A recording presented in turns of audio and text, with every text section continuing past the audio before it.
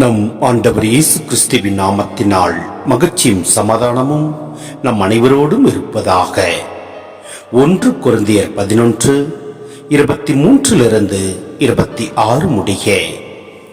ஆண்டவரிடமிருந்து நான் எதை பெற்றுக்கொண்டேனோ அதையே உங்களிடம் ஒப்படைக்கிறேன்.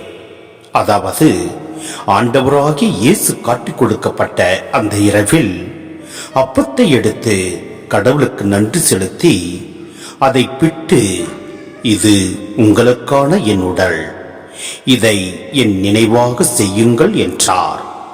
அப்படியே உணவு அருந்திய பின் கிண்ணத்தையும் எடுத்து, இந்த கிண்ணம் என் இரத்தத்தால் நிலைப்படுத்தப்படும் புதிய உடன்படிக்கை, நீங்கள் இதிலிருந்து பருகும் போதெல்லாம் என் நினைவாக இவ்வாறு செய்யுங்கள் என்றார்.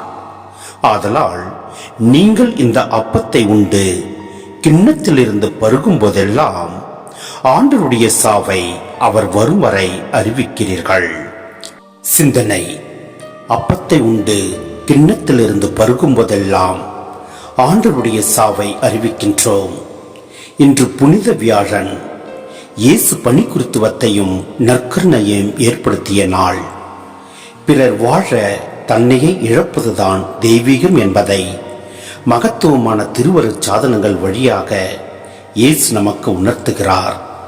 தனது உடலும் இரத்தமும் உலக மக்களின் மீட்புக்காக கையளிக்கப்படும் என்று சொன்னபடியே நிறைவேற்றினார். இதனால் இன்றும் தேவ நற்கருணையில் தன்னையே நமக்கெல்லாம் அருள் உயிரூட்டும் உணவாக வழங்கி வருகின்றார். தமது மீட்பின் செயல்களை இன்றும் தம் குருக்கள் வழியாக இயேசு நிறைவேற்றி வருகின்றார். குருத்துவம் இறைவன் நமக்கு தந்த மகத்துவம். இந்த மாபெரும் கொடையாக நன்றி பொங்கும் இதயங்களுடன் நம் ஆண்டவரில் நாம் நிலைத்திருப்போம். திருப்பலிகளில் கலந்து கொண்டு நம் பாவங்களுக்காக மன்னிப்பு பெற்று நம் ஆண்டவரோடு இணைந்து வாழ்வோம். எல்லாம் வல்ல இறைவன் நம்மை நிறைவாய் ஆசீர்வதிப்பார். ஆமேன்.